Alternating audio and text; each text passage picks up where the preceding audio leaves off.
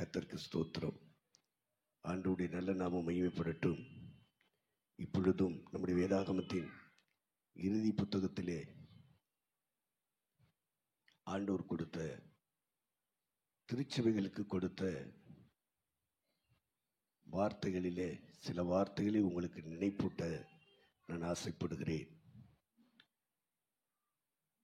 அப்போஸ்தலனாகிய யோவான் தன்னுடைய வாழ்க்கையின் இறுதி காலத்தில் பத்மத்தீவிலே ரோம அரசாங்கத்தால் நாடு கடத்தப்பட்டு அவன் தனித்து இருந்த பொழுது அவருடைய தலைமையின் கீழ் இருந்த திருச்சபைகள் என்ன ஆகும் என்ற கேள்வியோடு காணப்பட்ட யோவானுக்கு சபைகளுக்கு ஏற்ற தூதுகளை பரத்திலிருந்து தேவன் கொடுத்தார். அதை தொகுத்து நமக்கு நம்முடைய வேதாகமத்தின் இறுதி புத்தகத்திலே இணைத்து தந்திருக்கிறார்கள். கர்த்தருக்கு ஸ்தோத்திரம்.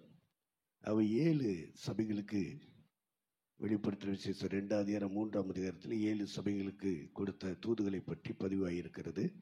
அதிலிருந்து சில வார்த்தைகளை நான் உங்களுக்கு நினைப்பூட்ட விரும்புகிறேன். கர்த்தருக்கு ஸ்தோத்திரம்.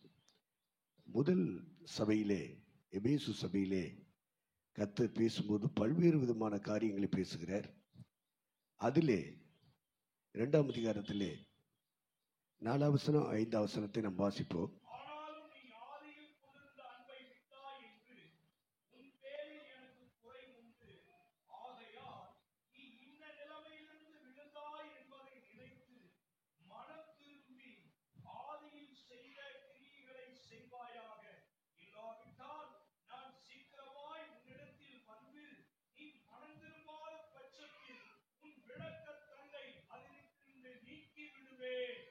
கர்த்தருக்கு ஸ்தோத்திரம். பல்வேறு விஷயங்கள், பாராட்டக்கூடிய விஷயங்களை ஆவியானவர் பேசுகிறார்.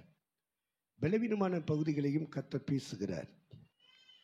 திருச்சபை ஸ்தாபிக்கப்பட வேண்டும், அது கட்டி எழுப்பப்பட வேண்டும், வளர்ச்சியடைந்து பூர்ணப்பட வேண்டும். அது இரட்சகர் இயேசு வரும் பொழுது அது எடுத்துக்கொள்ளப்பட்டு மகிமைப்படுத்தப்பட வேண்டும் அல்லது மகிமை அடைய வேண்டும். இது தேவனுடைய திருவுள சித்தம் என்பதை நாம் அனைவரும் அறிந்திருக்கிறோம். இந்த சபையில் சொல்லப்பட்ட அநேக விஷயங்களில் ஒரு காரியம் அவருடைய மனதில் இருக்கிறது. சபையானது அன்பை முழுமையாக தனக்கு செலுத்த வேண்டும் என்பதை அந்த வசனங்கள் நமக்கு வெளிப்படுத்துகிறது. இயேசுவினிடத்தில் அன்பு கூறுகிற விஷயத்தில் முழுமையாக அவர் எதிர்பார்க்கிறார். அதில் முதல் பகுதி அன்பு என்பதற்கு முதல் பகுதியாக யோவான் சுவிசேஷம் 14ஆம் அதிகாரம் 21, 23 2 வசனங்களையும் வாசிக்க கேட்போம். யோவான் சுவிசேஷம் 14 21, 23.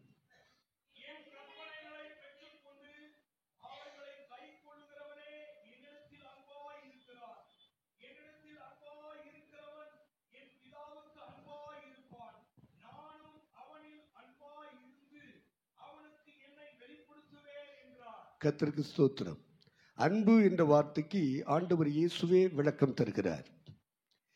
என்னிடத்தில் அன்பாய் இருக்கிறவன் என் பிதாவினிடத்திலும் அன்பாய் இருக்கிறான். அன்பாய் இருக்கிறவன் என்னிடத்தில் வசனங்களை, ஆண்டவருடைய ஆலோசனைகளை பெற்றுக்கொள்வான் என்று ஆண்டவர் இயேசு குறிப்பிடுகிறார். ஐயா ஐயா இறுதியாக அந்த வார்த்தைகளை நமக்கு பகிர்ந்து கொடுத்தார். சத்தம் கேட்க வேண்டும், சித்தம் செய்ய வேண்டும். கர்த்தருக்கு ஸ்தோத்திரம். இறைவனிடத்தில் அன்பாயிருப்பதற்கு அடையாளம் என்ன என்பதை ஆண்டவர் இயேசுவை குறிப்பிடுகிறார். என்னிடத்தில் அன்பாயிருக்கிறவன் என்னிடத்தில் கற்பனைகளை பெற்றுக்கொள்வான், ஆலோசனைகளை பெற்றுக்கொள்வான், என்னுடைய சத்தத்தை அவன் கேட்பான் என்பதை ஆண்டவர் இயேசு சொல்லுகிறார். என்னுடைய கற்பனைகளை பெற்றுக்கொள்ளுகிறவன் என்னிடத்தில் அன்பாயிருக்கிறான். இதைத்தான் 1ஆம் நூற்றாண்டிலே மேல் வீட்டறையிலே பரிசுத்த ஆவியானவர் இறங்கின பொழுது பிரதான அப்போஸ்தலனாகிய பேதுருவை கொண்டு அந்த அடித்தளத்தை, சபையினுடைய அந்த ஃபவுண்டேஷன் அடித்தளத்தை அங்கே ஸ்தாபிக்கிறதை நம்ம பார்க்கிறோம். ஒவ்வொருவரும் மனம் திரும்பி பாவ மன்னிப்புக்கென்று இயேசு கிறிஸ்துவின் நாமத்தினாலே ஞானஸ்தானம் பெற்றுக்கொள்ளுங்கள், அப்பொழுது பரிசுத்த ஆவியின் வரத்தை பெறுவீர்கள். மேலும் மாறுபடுள்ள சந்ததியை விட்டு விலகி உங்களை ரட்சித்துக் கொள்ளுங்கள். அன்றைய தினம் 3000 பேர் ஸ்நானம் எடுத்தார்கள். அவர்கள் அப்போஸ்தலருடைய உபதேசத்திலும் அந்நியோன்யத்திலும் அப்பம் விற்குதலிலும் ஜெபம் பண்ணுதலிலும் உறுதியாய் தரித்திருந்தார்கள் என்று நாம் அப்போஸ்தலருடைய 2ஆம் அதிகாரத்திலே 38 முதல் 42 47 முடிய நாம் வாசிக்கிறோம். இறைவன் இயேசுவினிடத்தில் அன்பாயிருக்கிறவன் கற்பனைகளை பெற்றுக் கொள்கிறான். அந்த கற்பனைகளின் வழியாக கடந்து போகிறவன் இயேசுவினிடத்தில் அன்பாயிருக்கிறான் என்பதை பார்க்கிறோம்.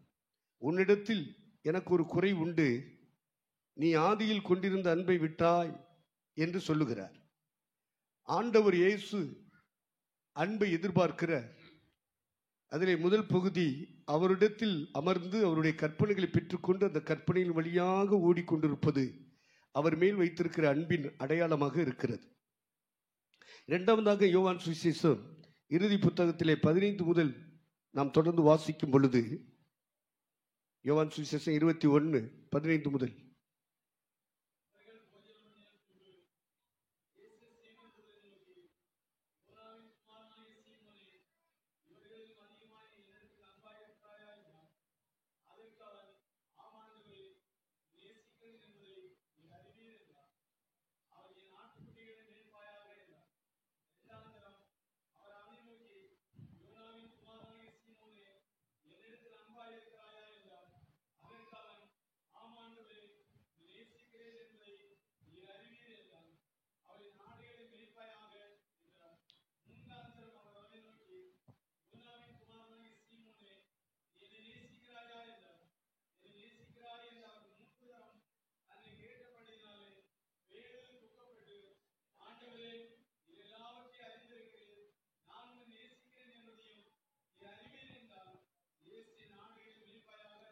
கர்த்தருக்கு மகிமை உண்டாகட்டும். இரண்டாவதாக ஆண்டவர் எதிர்பார்க்கிற அன்பு. கற்பனைகளை பெற்று அதன் வழியாக நாம் கடந்து போவது மட்டுமல்ல, இந்த இடத்திலே ஆண்டவர் என்னிடத்தில் நீ அன்பாயிருக்கிறாயா என்று பேதுருவை பார்த்து கேட்ட பொழுது, ஒவ்வொரு முறையும் அவன் நேசிக்கிறேன் நேசிக்கிறேன் என்று சொன்ன பொழுது, ஆண்டவர் ஆட்டுக்குட்டிகளை மேய்ப்பாயாக, ஆடுகளை மேய்ப்பாயாக என்று கர்த்தர் சொல்லுகிறார். இந்த அன்பு அவர் தருகிற ஆத்துமாக்களை பெற்று வழி நடத்துவதை அது காண்பிக்கிறது. என்னிடத்தில் அன்பாயிருக்கிறவன் என் ஆட்டுக்குட்டிகளை மேய்ப்பான், என் ஆடுகளை மேய்ப்பான் என்பதை ஆண்டவர் இயேசு அங்கே குறிப்பிடுகிறார். ஆண்டவராகிய இயேசு கிறிஸ்துவின் மேல் முழு அன்பு நம்முடைய வாழ்க்கையில் வெளிப்படும் பொழுது, ஆண்டவராகிய இயேசு கிறிஸ்து அதை தன்மேல் வைத்திருக்கிற அன்பாக அதை அங்கீகரிக்கிறார். ஆடுகள் ஆட்டுக்குட்டிகளை மேய்க்கிற இடத்தில் நாம் நம்மை அர்ப்பணிக்கும் பொழுது நம்முடைய அன்பை முழுமையாக இயேசுவினிடத்தில் செலுத்துகிறோம் என்பதை ஆண்டவர் இங்கே குறிப்பிடுகிறார். அதில் அவர் கேட்ட கேள்வியை, உன்னை சுற்றி இருக்காங்கல்ல, உங்க கூட வந்தாங்கல்ல, போட்டை தூக்கிட்டு வலையை தூக்கிட்டு தொழில் செஞ்சு சாப்பிடுன்னு சொல்லிட்டு வந்தாங்க பத்தியா, உன் கூட நீ கூப்பிட்ட உடனே இந்த மாதிரியான ஆட்கள் உன்னை சுற்றி இருக்காங்க. இவர்களை பார்க்கிலும் இந்த உலகத்தில் உள்ள வேலைகளையும் வருமானங்களையும் முக்கியப்படுத்தி கொண்டு என்மேல் அன்பாயிருக்கிறேன் என்று சொல்லுகிறார்களே, இவர்களை பார்க்கிலும் நீ என்னிடத்தில் அன்பாயிருக்கிறாயா? போட் அல்ல, வலை அல்ல, மீன்பிடிக்கும் தொழில் அல்ல, என் ஆட்டுக்குட்டிகளை மேய்க்க வேண்டும், என் ஆடுகளை மேய்க்க வேண்டும். மிகப்பெரிய பொறுப்பு, மிகப்பெரிய உத்தரவாதம், மிகப்பெரிய ஊழியம். என்னால் மீட்கப்பட்ட என்னுடைய ஜனங்களை, என்னால் அபிஷேகம் பண்ணப்பட்ட என்னுடைய ஜனங்களை, என்னுடைய சித்தம் செய்யும்படியாய் அர்ப்பணிக்கப்பட்ட என் ஜனங்களை நீ நடத்த வேண்டும்.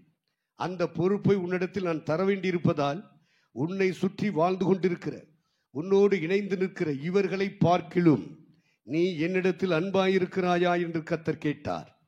ஆண்டவரிடத்தில் அன்பு கூறுகிறேன் என்று சொல்லுகிறவர்கள் தங்கள் வாழ்க்கையை முழுமையாக தேவனுக்கு அர்ப்பணிக்க வேண்டும். அப்படி அர்ப்பணித்தவருடைய கரத்திலே கர்த்தர் தம்மால் மீட்கப்பட்ட தம்முடைய ஜனத்தை, தம்முடைய சபையை, தம்முடைய ஊழியங்களை, தம்முடைய திட்டத்தை கர்த்தர் கரத்திலே ஒப்புக் கொடுக்கிறார். கர்த்தருக்கு மகிமை உண்டாகட்டும். ஆகவே அன்பு என்பதை கர்த்தர் எதிர்பார்க்கிறார். அன்பு கூறுகிறேன் என்று பாடல் பாடுகிறோம், அது நல்லது. அதன் வழியாக ஆராதித்து தேவனை மகிமைப்படுத்துகிறோம், அது நல்லது. இந்த இடத்தில் இந்த திண்டுக்கல் கிருபாசனத்தினுடைய மேல் வீட்டு பிரதிஷ்டையை கொண்டாடும்படியாய் கடந்து வந்திருக்கிற நாம் யாவரும் சிந்திக்கும்படியாக ஆவியானவர் இந்த வார்த்தைகளை உங்கள் மனதிலே போட விரும்புகிறார். நீ என்னிடத்தில் அன்பாயிருக்கிறாயா என்று அன்று பத்முத்திவிலே தனிமைப்படுத்தப்பட்ட யோவானிடத்தில் அவருடைய திருச்சபைகளுக்கு செய்திகளை தூதுகளை பகிர்ந்து கொடுக்கும் பொழுது அன்பு என்ற ஒரு இடத்தை சுட்டி காண்பிக்கிறார்.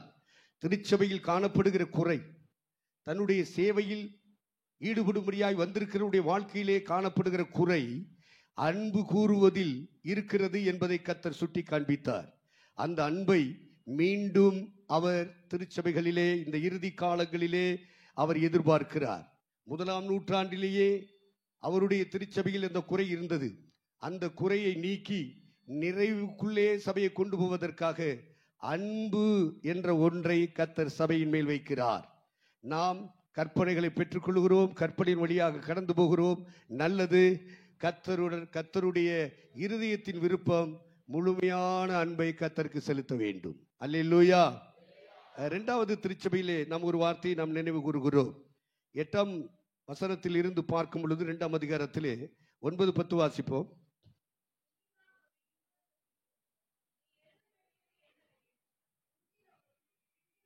ஏமா 2ஆம் அதிகாரம் 9-10 இருந்து வாசிப்போம்.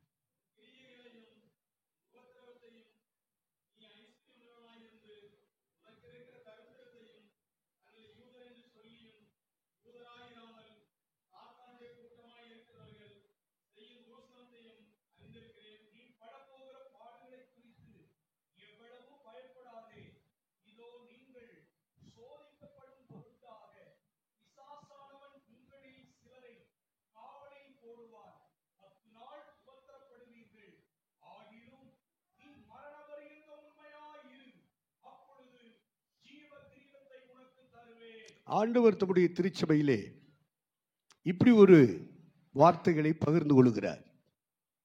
உன் கிரியைகளை அறிந்திருக்கிறேன், உன் உபத்திரவத்தை அறிந்திருக்கிறேன். நீ ஐஸ்வர்யமுள்ளவனாக இருந்தும் உனக்கு இருக்கிற தரித்திரத்தையும் நான் அறிந்திருக்கிறேன். தங்களை யூதர் என்று சொல்லியும் யூதராயிராமல் சாத்தானுடைய கூட்டமாயிருக்கிறவர்கள் செய்யும் தூஷணத்தையும் அறிந்திருக்கிறேன். நீ படப்போகிற பாடுகளை குறித்து எவ்வளவேனும் பயப்படாதே. ஆண்டவர் தம்முடைய சபையை பொறுமைக்கு நேராக வழி நடத்துகிறார், சகிப்புத்தன்மைக்கு நேராக வழி நடத்துகிறார். எவ்வளவு காலம் சகித்து போக வேண்டும், எவ்வளவு காலம் பொறுமையாயிருக்க வேண்டும் என்கிற கேள்விகள் திருச்சபையில் எழும்புகிறது, திருச்சபை தலைவர்களுக்குள்ளே எழும்புகிறது. ஆண்டவர் சொல்லுகிறார், ஒரு குறிப்பிட்ட காலத்தை சொல்லுகிறார், 10 நாள் என்று சொல்லுகிறார். நமக்கு 10 நாள் என்பது நமக்கென்று நியமிக்கப்பட்ட குறித்த காலம் என்பதை நம்ம புரிந்து கொள்ள வேண்டும். கர்த்தருக்கு ஸ்தோத்திரம். ஆகவே நம்முடைய செயல்கள், நமக்கு இருக்கிற உபத்திரவம், நமக்கு இருக்கிற தரித்திரம், இதெல்லாம் ஆண்டவர் அங்கே சபையிலே சுட்டி காண்பிக்கிறார். இதெல்லாம் இருக்கு. நீ இந்த பாடுகளை குறித்து எவ்வளவு வேணும் பயப்படாதே. தொடர்ந்து கர்த்தருக்குள் உங்களுடைய பிரயாசங்கள் பெருகிக் கொண்டே இருக்கட்டும், உழைப்பு வளர்ந்து கொண்டு இருக்கட்டும். குறிப்பிட்ட காலம் அது இருக்கும், 10 நாள் அந்த உபத்திரவம் இருக்கும் என்று சொல்லுகிறார். சிறைப்படுத்தப்பட்ட அனுபவங்கள் கூட வரும் என்று சொல்லுகிறார். பிசாசானவன் அவன் தன்னுடைய கிரியைகளை இங்கே நடப்பித்துக் கொண்டுதான் இருப்பான். நீ பயப்படாதே. நீங்கள் சோதிக்கப்படும்படி அந்த பாதையில் நடத்தப்படுகிறீர்கள் என்று அந்த சிமுர்னா சபையினுடைய மக்களுக்கு பரிசுத்த ஆவியானவர் சொல்லுகிறதை நாம் பார்க்கிறோம். கர்த்தருக்கு ஸ்தோத்திரம். இந்த பாடுகள் உபத்திரவங்கள் இருக்கிறது. என்னையா பாடு? அதான் தரித்திரம், அதான் கடன், அதான் வியாதி, அதான் நோய். அடுத்து ஒரு கூட்டம் சுத்தி இருந்துகிட்டு குறை சொல்லிட்டே இருக்கு, தூசித்துக்கிட்டே இருக்கு, நம்முடைய பெயருக்கு களங்கம் கற்பித்துக் கொண்டு இருக்கிறது. சாத்தானுடைய கூட்டமும் இருக்கிறது. வியாதிகளும் நோய்களும் சுழற்காற்று அடிப்பது போல, சுழன்று அடிப்பது போல, ஒரு ஆள் படுத்து எந்திரிச்சு அடுத்தாள், அடுத்தாள் படுத்து எந்திரிச்சு அடுத்தாள், சுத்தி சுத்தி அடிக்குது. நோயும் வியாதிகளும் தாக்குகிறது, தரித்திரங்களும் வறுமைகளும் தாக்குகிறது, கடன் தாக்குகிறது. குடும்பத்தை எப்படி நடத்தி செல்வது, என்ற கேள்விகள் நமக்குள்ளே எழும்புகிறது. தொழில்துறைகள் இப்படி இருக்கிறதே, எதிர்காலம் எப்படி இருக்குமோ என்ற கேள்விகள் உண்டாயிக்கொண்டே இருக்கிறது. ஊழியங்களுக்கு வந்து விட்டோம். ஊழியங்களில் எவ்வளவு ஜெபம், எவ்வளவு உபவாசம், எவ்வளவு பிரயாசம், ஆத்துமாக்கள் வரவில்லை. ஆத்துமாக்கள் வந்தாலும் அது ஸ்திரப்படவில்லை. வருகிறதும் போகிறதுமாக இருக்கிறது. அந்த பேலைக்குள்ளே இருந்த காகத்தை போல அது வருகிறதும் போகிறதுமாக இருந்த காக்கைகளாத்தான் இருக்கிறது. புறாக்களாக இன்னும் உருவாக்கப்படவில்லையே என்கிற ஏக்கம் இருக்கிறது. உழைப்பு இருக்கிறது, வருமானம் இல்லையே. இதெல்லாம் பாடுகள். ஐயாவுடைய சாட்சி நாம் கேட்டோம். குறித்த காலங்கள் அந்த பாடுகளின் வழியாக நடத்தப்பட்டார்கள், உபத்திரவங்களின் வழியாக நடத்தப்பட்டார்கள். ஆனாலும் கர்த்தர் அதன் நடுவில் இவர்களை அந்த பொறுமைக்குள்ளே வழிநடத்தி சகிப்புத்தன்மைக்குள்ளே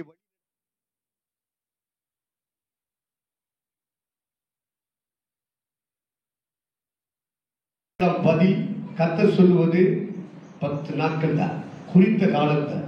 நான் உன்னோடு இருக்கிறேன், உன்னை கைவிடுவதும் இல்லை, உன்னை விட்டு விலகுவதும் இல்லை என்று சொன்ன கர்த்தர் நம்மோடு கூட இருக்கிறார்.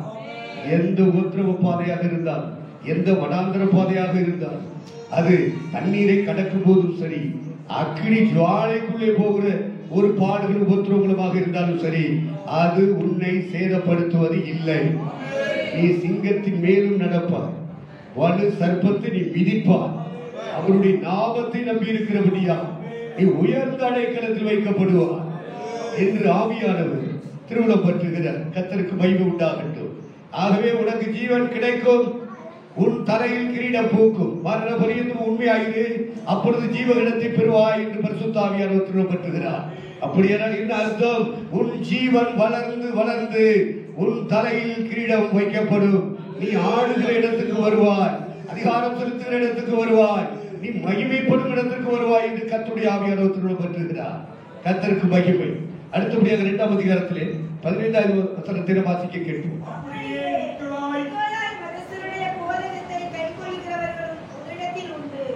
அதை நான் வெறுக்கிறேன், நீ மனம் திரும்பு, இல்லாவிட்டால் நான் சீக்கிரமாய் உன்னிடத்தில் வந்து என் வாயின் பட்டயத்தால் அவர்களோட யுத்தம் பண்ணுவேன். சரி, நாம் இங்கே வாசிக்கும் பொழுது இந்த சபை பெருகுபு சபை என்ற ஒரு சபைக்கு இந்த தூதுகளை கொடுக்கிறேன்.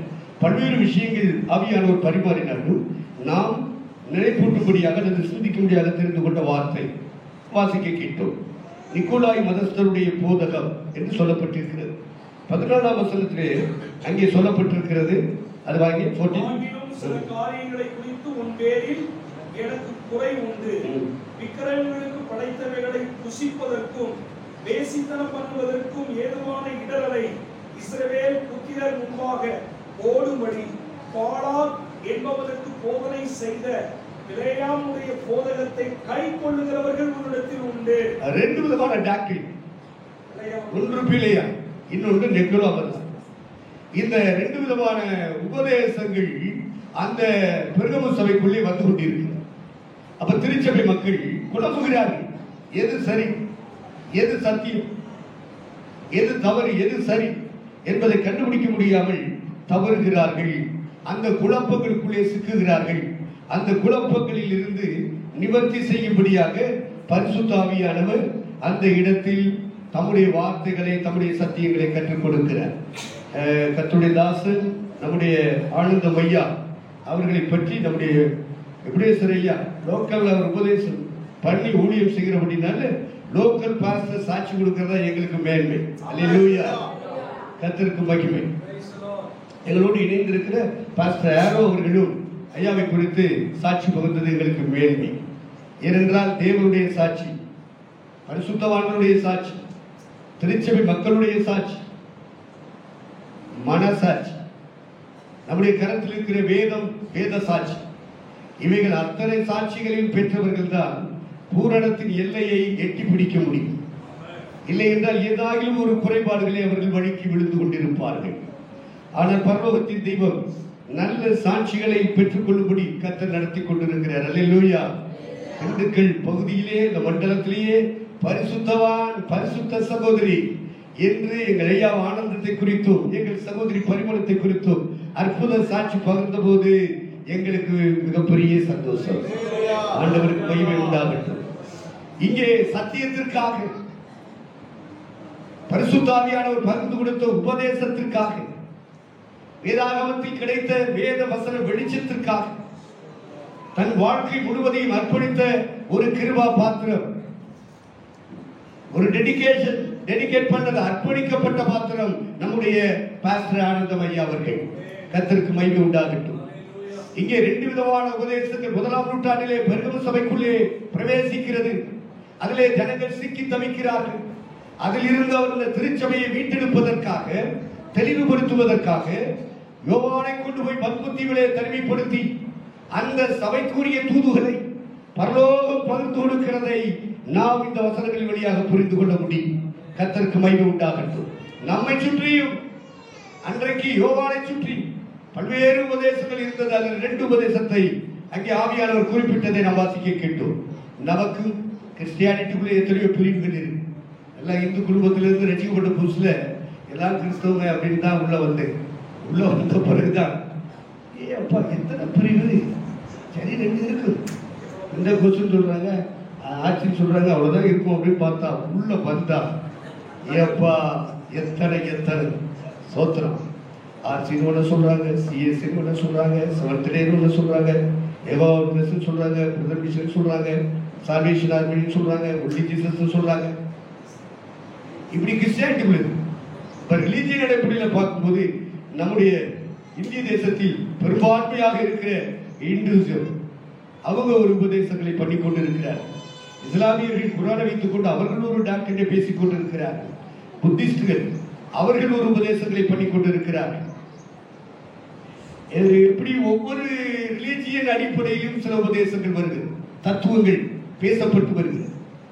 இறை நம்பிக்கைக்கு அடுத்த விஷயங்கள், கடவுள் நம்பிக்கை இல்லாதவர்கள் சொல்கிற உபதேசங்கள், இப்படி பல்வேறு உபதேசங்கள் திருச்சபைக்குள்ளே வரும் பொழுது திருச்சபை மக்கள் குழம்புகிறார்கள். அது சரியா, இது சரியா, எது சரி என்று தெரியவில்லை. இப்ப நாம வாசித்த வசனத்துல என்னன்னா, சிலை வழிபாடு அங்கீகரிக்கப்படுகிறது, சரி என்று ஒத்துக்கொள்ளப்படுகிறது. அதே போல ஜாதி வித்தியாசம், அது ஒரு ஜாதி இல்லாமலா என்று சொல்லி ஜாதியை என்ன செய்கிறார்கள், பரிசுத்தமான திருச்சபைக்குள்ளே கொண்டு வருகிறார்கள். ஜாதிய உணர்வுகளை தூண்டி விடுகிறார்கள். திருச்சபை மக்களை பிரிக்கிறார்கள், தனித்தனியாய் பிரித்து விடுகிறார்கள். ஜாதிய உணர்வினால் பல்வேறு விதமான விஷயம், நேரம் பார்ப்பது, காலம் பார்ப்பது, ஜோதிடம் பார்ப்பது, கம்ப்யூட்டர் ஜோஷியம் பார்க்கிறது, எல்லாம் சரிதான் அப்படின்னு சொல்ற அளவுக்கு திருச்சபை மக்களை சத்துருவானவன் பீஸாக பிரிக்கிறான், துண்டு துண்டாக பிரிக்கிறான். ஒரு இடத்தில் கூடி வந்தாலும் ஒரு மனப்பட விடாதபடி, சத்தியத்திலே ஒருங்கிணைக்க விடாதபடிக்கு சத்ருவானவன் பல்வேறு விதமான பிரிவுகளை உண்டாக்கி விடுகிறார். பார்சியாலிட்டி உண்டாகிறது. இது இந்த போதகம் இது சரிதான் என்று ஒத்துக்கொள்கிற நிலை திருச்சபைக்குள்ளே இருக்கிறது. அதை நான் வெறுக்கிறேன் என்று கர்த்தர் சொல்லுகிறார். இந்த உபதேசங்கள் வரத்தான் செய்யும். இடரலை வைத்தார். இந்த இடரல் வைக்கப்படும். இஸ்ரேல் மக்கள் மத்தியிலே வைக்கப்பட்டது. இதுபோல் திருச்சபைக்குள்ளே வைக்கப்படுகிறது. அதிலே நீங்கள் இடரக்கூடாது என்று கர்த்தர் சொல்லுகிறார். அல்லேலூயா, ஆண்டவருக்கு மகிமை. ஆகவே இந்த ராங் டாக்டரின், தவறான உபதேசங்கள், ஏன் பெண்டிகாஸ்டிலே இத்தனை திருச்சபைகள் வெவ்வேறு விதமான உபதேசங்களை அடிப்படையாக்கி வைத்திருக்கிறார்? கிறிஸ்டியானிட்டியிலே ஏன் இந்த இத்தனை பிரிவுகள், வெவ்வேறு விதமான உபதேசங்கள், எல்லாம் அதுவும் சரி இதுவும் சரி என்று சொல்லும் நிலைமைக்கு மீட்கப்பட்ட தேவனுடைய திருச்சபை மக்கள் மாறிவிட்டார்கள். ஆகவே கர்த்தர் சொல்லுகிறார், இந்த உபதேச குழப்பங்களில் சிக்கிக் கொண்டிருக்கிற திருச்சபை மக்கள் மீட்கப்பட வேண்டும், அவர்கள் வேறு பிரிக்கப்பட வேண்டும். நீ மனம் திரும்பு என்று கர்த்தர் சொல்லுகிறார். இந்த உபதேசங்களுக்கு அடிமைப்பட்டு கிடக்கிற இந்த சபை மக்கள் பிரிக்கப்பட வேண்டும், விடுவிக்கப்பட வேண்டும். அவர்கள் ஆண்டவருடைய சத்தியத்துக்கு நேராக, சத்திய உபதேசத்துக்கு நேராக திருப்பப்பட வேண்டும் என்று சொல்லி கர்த்தருடைய ஆவியானவர் அந்த சபைக்கு கொடுத்த தூதில் நினைப்பூட்டுகிறதை பார்க்கிறோம். அல்லேலூயா, அற்புதமான தேவனுடைய தாசன் தன்னுடைய சத்தியத்துக்காக உபதேசத்துக்காக அப்படி ஓங்கி முழங்குவதிலே இன்று வரை இத்தனை வயதுகள் நிரம்பிய பிறகு தொடர்ந்து கொண்டிருக்கிறார். அது நமக்கு கிடைத்த பெரிய பாக்கியம். கரங்களை தட்டி கர்த்தரை மகிமைப்படுத்தலாம். அடுத்த சபையை நாம் பார்க்கலாம். வெளிப்படுத்தல் விசேஷம் 2ஆம் அதிகாரம் 20 வாசிக்கலாம். உன் பேரில் எனக்கு குறை உண்டு, என்னவெனில் தன்னை தீர்க்கதரிசி என்று சொல்லுகிற ஏசபேல் என்னும் ஸ்திரீயானவள் என்னுடைய ஊழியக்காரர் வேசித்தனம் பண்ணவும் விக்கிரகங்களுக்கு படைத்தவைகளை புசிக்கவும் அவர்களுக்கு போதித்து அவர்களை வஞ்சிக்கும்படி நீ அவளுக்கு இடம் கொடுக்கிறாய். அவள் மனம் திரும்பும்படியால் அவளுக்கு தவணை கொடுத்தேன். தன் வேசி மார்க்கத்தை விட்டு மனம் திரும்ப அவளுக்கு விருப்பமில்லை. இதோ நான் அவளை கட்டில் கிடையாக்கி அவளுடனே விபச்சாரம் செய்தவர்கள் தங்களுடைய கிரியைகளை விட்டு மனம் திரும்பாவிட்டால் அவர்களையும் மிகுந்த உபத்திரவத்திலே தள்ளி அவளுடைய பிள்ளைகளையும் கொல்லவே கொல்லுவேன். அப்பொழுது நானே உள்ளிந்திரியங்களையும் இருதயங்களையும் ஆராய்கிறவர் என்று எல்லா சபைகளும் அறிந்து கொள்ளும். அன்றியும் உங்களில் ஒவ்வொருவனும் உங்கள் கிரியைகளின்படியே பலனளிப்பேன். இந்த வசனங்களில் இருந்து எடுத்துக்கொள்கிற ஒரே விஷயம், சரீர சம்பந்தமான பாவங்கள் இந்த தியத்தீரா சபைக்குள்ளே இருக்குது. 1ஆம் நூற்றாண்டிலே யோவான் அப்போஸ்தலனுடைய தலைமையின் கீழ் தலைமை சபைகளாக இருந்த 7 சபைகள், இந்த 7 சபைகளினுடைய நிலை என்னவாக இருக்கும் என்று தனிமையாக ஏகாந்தமாக இருந்த யோவான் பத்மத்தீவின் நடுவிலே கிடந்து கதறி கொண்டிருந்த பொழுதுதான் பரலோகம் திறந்து தெய்வம் அற்புதமான காட்சிகளை அவனுக்கு காண்பித்து அவனை தைரியப்படுத்தி பலப்படுத்தினார். அப்பொழுதுதான் அவனுடைய தலைமையில் இருந்த 7 சபைகளுக்கு உரிய தூதுகளையும் ஆண்டவர் பகிர்ந்து கொடுக்கிறார். அதிலே தியத்தீரா சபைக்கு அவருக்கு கொடுக்கப்பட்ட விஷயங்கள் பல விஷயங்கள் இருந்தாலும் அதிலே ஒரு விஷயம் அந்த சரீர சம்பந்தமான பாவங்கள், பாலியல் சம்பந்தமான பாவங்கள். இந்த பாவங்கள் அந்த சபைக்குள் இருக்கிறது. அதை கண்டும் காணாதவர் போல போய் கொண்டிருக்கிறார்கள். அது சரி அப்படின்னு சொல்லக்கூடியவங்க இருக்காங்க. அதுல என்ன இருக்கு? அதுல ஒண்ணுமே கிடையாது. அந்த மாதிரி ஒரு வேசித்தன பாவம், விபச்சார பாவம் இருப்பதினாலே அது வேசித்தனம் விபச்சாரம் என்று ஏன் சொல்ல வேண்டும்? சரீரத்தில் உண்டாகிற தாகத்தை எப்படி தண்ணீரினாலே தாகத்தை தீர்க்கிறோமோ அதுபோல பாலியலில் ஒரு தாகம் உண்டாகிறது, அதை தீர்த்துக் கொள்கிறோம் என்று ஒரு போதனைகள் அங்கே வருகிறது. சரின்னு ஒத்துக்கொள்ளு. நம்முடைய இந்திய தேசத்திலே அந்த ஓரினை சேர்க்கை, ஒருபாடு உணர்வுள்ளவர்கள் திருமணம் செய்வது தவறு என்பதுதான் நம்முடைய பிரிட்டிஷ்காரர்களுடைய ஆட்சி காலத்தில் இருக்கு. ஆனா இப்ப சமீப காலங்களாக அது மசோதா தாக்கல் பண்ணி அது அந்த திட்டங்கள் சட்டமாக்கப்பட்டு நீதிமன்றமே அதை இந்திய தேசத்துக்கு சொல்லிவிட்டு இந்த பதில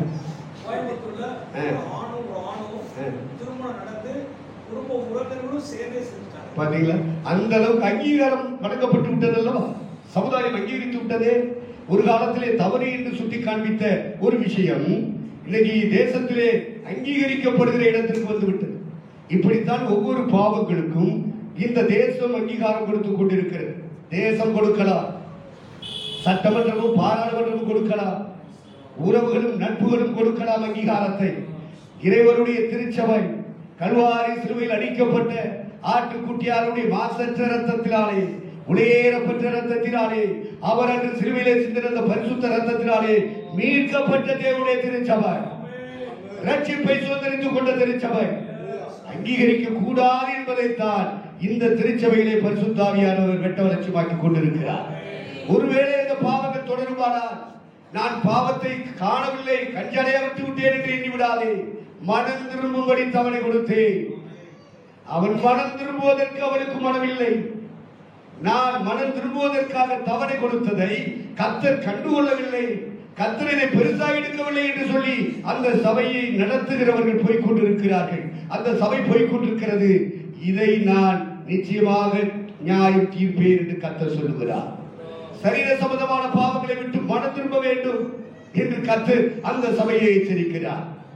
ஆகவே இந்த பாலியல் உறவுகள் ஒருவனுக்கு ஒருத்தி, ஒருவனுக்கு ஒருத்தி, ஒருத்திக்கு ஒருவர், அதை விட்டு மாறுபட்டு போனார்.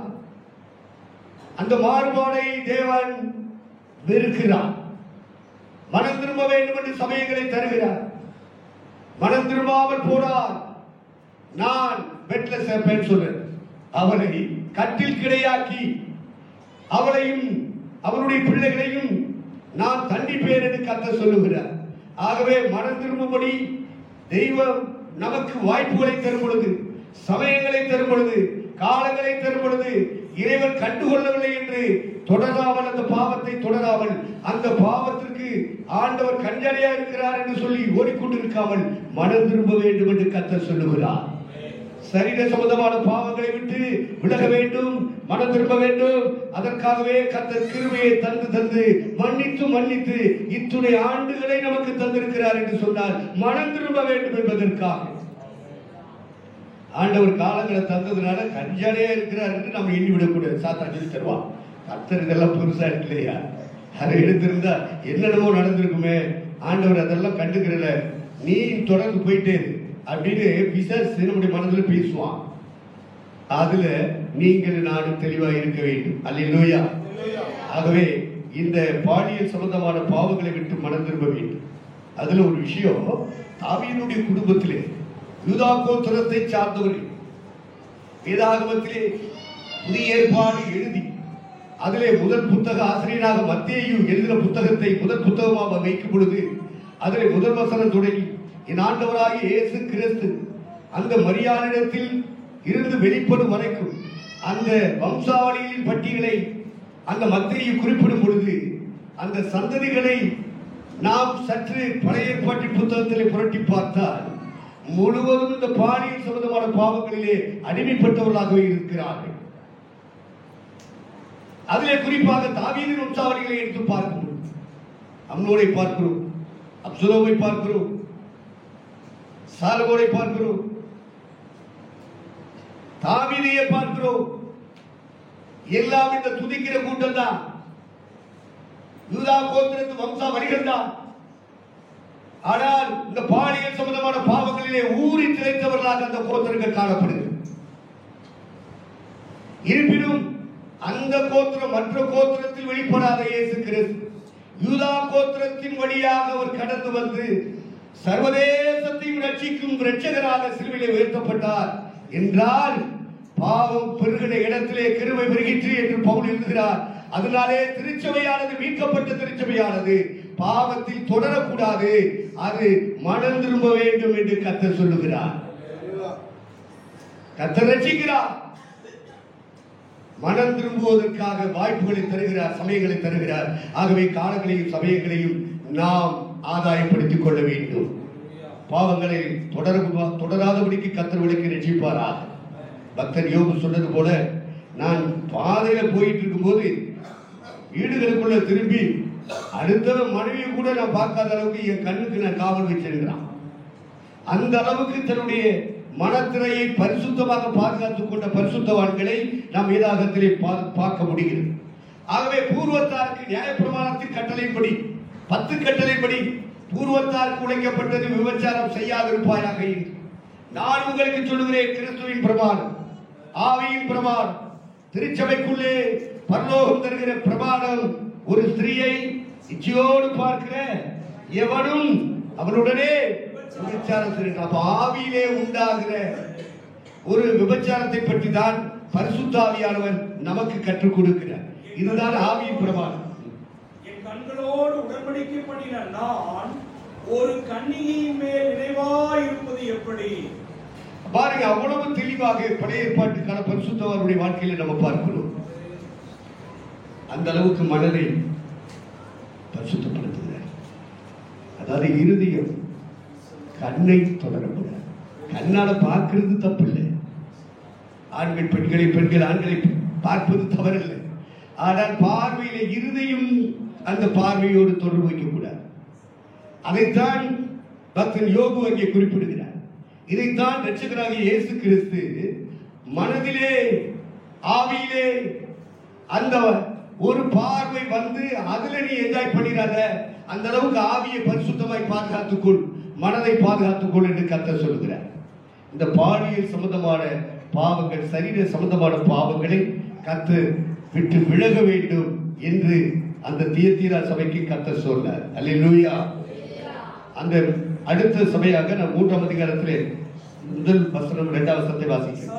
சர்தை சபையின் தூதனுக்கு நீ எழுத வேண்டியது என்னவெனில், தேவனுடைய 7 ஆவிகளையும் 7 நட்சத்திரங்களையும் உடையவர் சொல்லுகிறதாவது, உன் கிரியைகளை அறிந்திருக்கிறேன். நீ உயிருள்ளவன் என்று பெயர் கொண்டிருந்தும் செத்தவனாயிருக்கிறாய். நீ விழித்துக் கொண்டு சாகிறதற்கு ஏதுவாய் இருக்கிறவைகளை சிறப்படுத்து.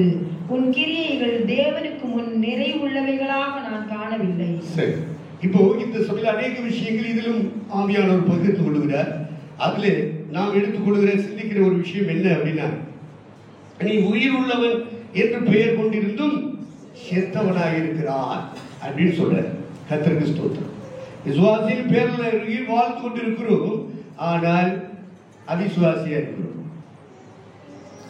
தேவனுடைய மனுஷன் என்ற பெயரோடு நாம் வாழ்ந்து கொண்டிருப்போம். அதே நேரத்தில் ஆண்டனி ஒரு சாதாரண மனிதரை போட்டிருப்போம். அதாவது உயிர் உள்ளவன் என்று பெயர் கொண்டிருந்தும் செத்தவனாக இருக்கிறாய் என்று கர்த்தர் சொல்லுகிறார். அப்போ திருச்சபைக்கு உயிர் எது அப்படின்னா, பரிசுத்த ஆவியானவர் தான் நமக்கு ஜீவனாக தரப்பட்டிருக்கிறார். அல்லேலூயா. எந்த பாட்டு பாடினாலும் அதுல ஒரு ஜீவன் வெளிப்படும். பிரசங்கம் பண்ணினாலும் அதுல ஒரு ஜீவன் வெளிப்படும். ஜெபம் பண்ணினாலும் அதுல ஒரு ஜீவன் வெளிப்படும். ஆராதனை செய்தாலும் அதனுடைய ஜீவன் வெளிப்படும்.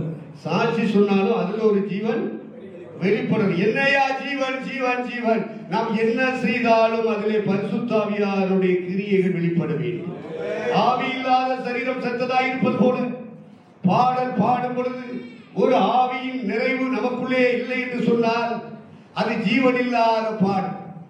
ஜெபத்திலே ஒரு ஆவியின் நிறைவு இல்லாத ஒரு ஜெபமாக இருக்குமானால் அது ஜீவன் இல்லாத ஒரு ஜெபம். டீச்சிங் பண்ணுகிறோம், கர்த்தருடைய வார்த்தை போதிக்கிறோம், கர்த்தருடைய சுவிசேஷத்தை அறிவிக்கிறோம். அதிலே ஒரு ஆவியானவருடைய கைடன்ஸ், ஒரு இணைப்பு இருந்தால் தான் ஜீவன் இருக்கிறது என்று பொருள்.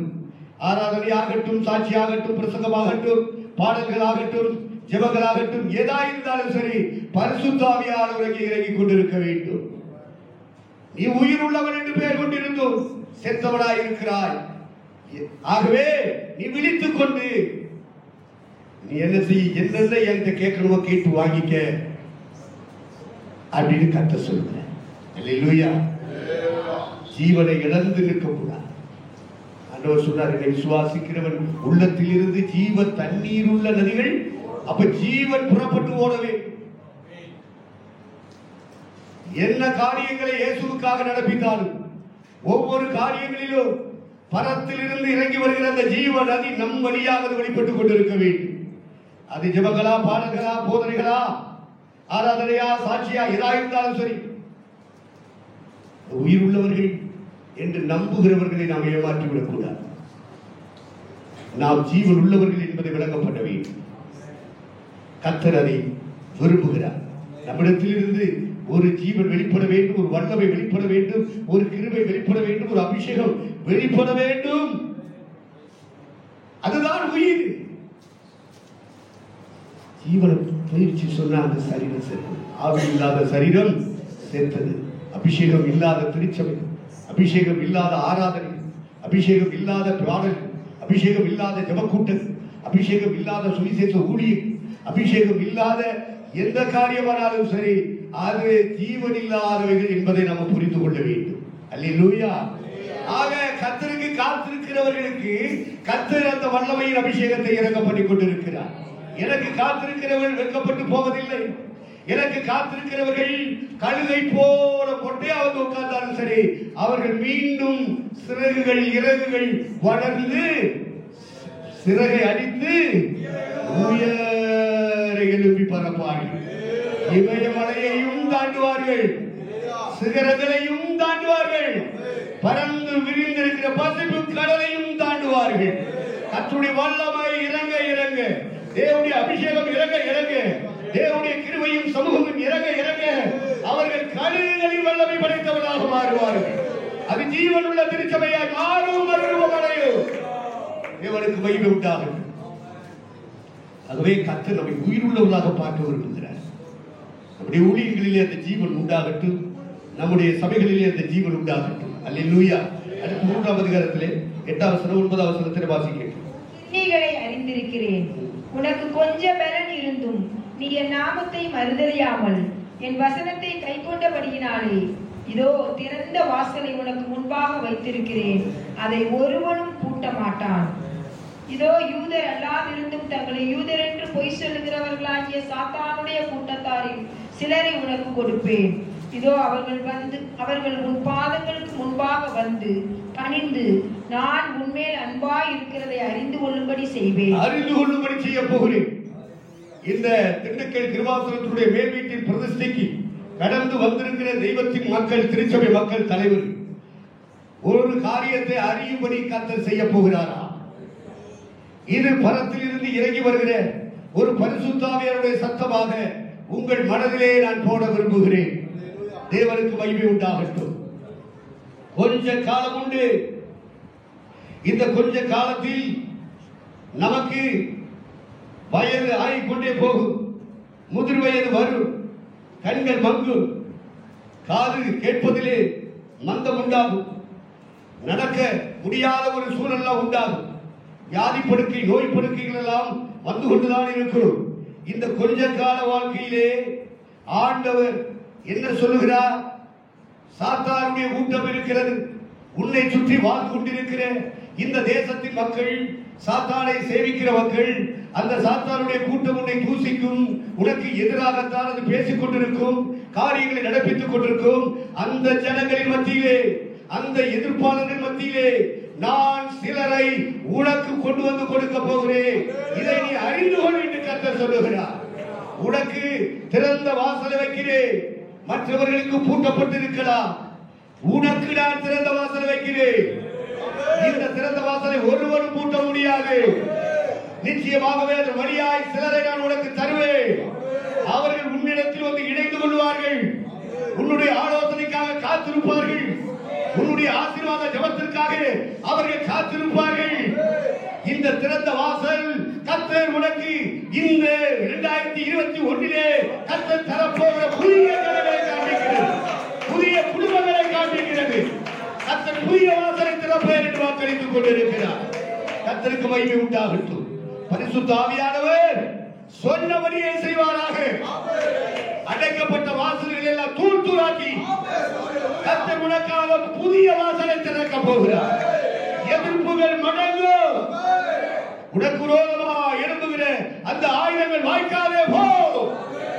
பரிசுத்த ஆவியானவர் உன்னோடு கூடவே இருந்து கர்த்தர் வாசலை திறந்து இந்த வருடத்திலேயே புதிய குடும்பங்களை காணும்படி செய்ய போகிறார். அவர்கள் உன் பாதங்களுக்கு கீழே வருவார்கள் என்று கர்த்தர் சொல்கிறார். அல்லேலூயா. அவர்கள் உன் பாதங்களுக்கு முன்பாக வந்து பணிந்து முழங்கால நிக்க போறாங்க. நீ கையை உயர்த்த போற, அவங்க ஆசீர்வதிக்கப்பட போறாங்க. கர்த்தர் செய்வார் என்பதை விசுவாசித்து போ. அது இந்த வருடத்தில் கர்த்தர் செய்ய போகிறார். இந்த புதிய கர்த்தருடைய வார்த்தை அருவாளத்தான் இருக்கிறது. தேவனுக்கு மகிமை உண்டாகும். ஆகவே இருக்கிற இந்த கொஞ்ச காலத்தில் எத்தனை பேருக்கு நம்முடைய வயதுக்கு தக்கபடி, நம்முடைய பலவீனங்களுக்கு தக்கபடி எத்தனை பேருக்கு நற்செய்தியை கொண்டு போய் சேர்க்க முடியும்? எந்த ஆங்கிள் போனா அவங்களுக்கு கொண்டு போய் நற்செய்தியை கொடுக்க முடியும்? அது பிரதிகளாகவா, சீடிகளாகவா, கர்த்தருக்கு ஸ்தோத்திரம், ஜெபங்களாகவா, உபவாசங்களாகவா, ஆண்டவருடைய சுவிசேஷ செய்திகளாகவா, எப்படியோ ஏதோ ஒரு வழியில் நம்மை சூழ இருக்கிற ஜனங்களுக்கு கொண்டு போய் சேர்க்க வேண்டும். ஏனென்றால் நமக்கு வயதாகிக்கொண்டே இருக்கிறது. இருக்கிற பலத்துல அந்த காரியத்தை நடப்பித்து விட வேண்டும். அல்லேலூயா. கர்த்தர் நமக்கு வாக்கு கொடுத்திருக்கிறாரே. பரலோகம் நம்மை கவனித்துக் கொண்டிருக்கிறது. நம்மை சரியான நேரத்தில் ஆசீர்வதிப்பதற்காக கர்த்தருடைய கரம் நம்மே நீட்டப்பட்டிருக்கிறது. சாத்தானுடைய கூட்டம் தான், சாத்தான் தான் அந்த போராட்டங்களுக்குள்ள தள்ளி விடுறான். ஆனால் அவைகளின் நடுவிலே உன்னை அழைத்த கர்த்தர், உன்னை அபிஷேகம் பண்ண தெய்வம், உனக்கென்று தரிசனம் கொடுத்தவர், உனக்கென்று திட்டத்தை வைத்திருக்கிறவர் இந்த பிரதேச கூட்டத்திலே சொல்லுகிறார், நான் திறந்த வாசலை உனக்கு முன்பாக வைக்கிறேன்.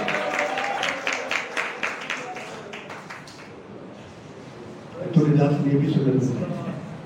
எப்பொழுது வெற்றி, எப்படி முடிவு உண்டா? சீக்கிரமாகவே கர்த்தர் முடிவை உண்டாக்கி தருவார்.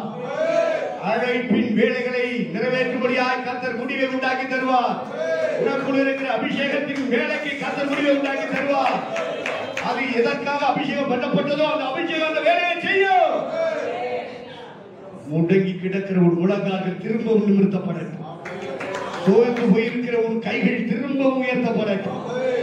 உனக்குள்ளே இருக்கிற அபிஷேகம் வெளியே வரட்டும். அந்த கிருபைகளும் அந்த வரங்களும் அந்த வல்லமைகளும் அந்த தெய்வீக அதிகாரங்களும் இந்த தேசத்துக்கு போய் சேரட்டும். தேவனுக்கு மகிமை. ஆண்டவர் அற்புதமாக செய்யட்டும். ஆண்டவர் சிறைச்சாலைக்குள்ளே இருந்தே நச்செய்தி அனுப்பவில்லையா? கூடி வந்த சகோதரிமார்களுக்கு செய்திகளை கொண்டு போகவில்லையா? அவர்கள் எல்லாம் திருச்சபைகளாக பிற்காலங்களில் மாறினார்களே. ஒரு தனி லீதியா ஜெபிக்கிற சகோதரிமார்கள் மத்தியிலே ஒரு விஷயம் போய் நின்று அந்த பவுல் பிரசங்கித்த பொழுது ஒரு லீதியாளின் இருதயத்தை கர்த்தர் திறந்தாரே. அந்த லீதியாளின் வழியாகத்தான பிலிப்பு பட்டணத்திலே முதல் திருச்சபை ஸ்தாபிக்கப்பட்டது. ஏதோ ஒரு நபர் என்று சொன்னாலே அந்த ஒரு நபர் உனக்கு திருச்சபையாக மாறும். அந்த கிராமம் உனக்கு திறந்த வாசலாக இருக்கும். அந்த பட்டணம் உனக்கு திறந்த வாசலாக இருக்கும். பரிசுத்த ஆவியானவர் உன்னோடு இருப்பதினாலே நீ வெட்கப்பட்டு போவதில்லை. எதிர்ப்புகளை கர்த்தர் மடங்கடிக்கத்தான் போகிறார். நீ வெற்றி பெறத்தான் போகிறாய். இதிலே சந்தேகமே இல்லை. நாம் அப்படி இருந்திருப்போமா? அப்படி இல்லை. நம்முடைய நேரத்தில் முடிவடைந்து